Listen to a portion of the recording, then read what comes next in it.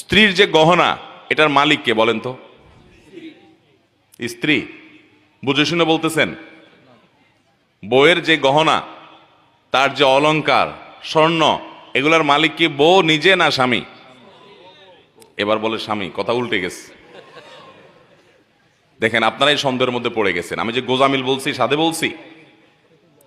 আচ্ছা, বউ মালিক যদি হয়, তাহলে আপনি বিদেশ যাওয়ার সময় এই স্বর্ণগুলা যদি বউর কাছে বলেন যে স্বর্ণগুলা দাও বিক্রি করে আমার ভিসা কিনে বিদেশ যাব, আমি বিদেশে গেলে আবার তোমাকে কিনে দেব।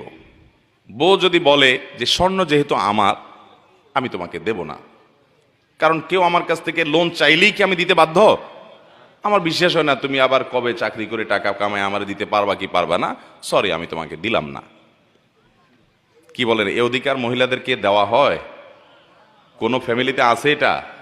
কোন মহিলা যদি এটা বলে, ওই ঘরের ভাত কি তার কপালে আর জুটবে? কি বলেন? তাহলে মহিলা মালিক কেমনে হইলো? একটু আগে না বললেন মহিলা মালিক? তো মালিক হলে মালিকের এই দুরবস্থা থাকে?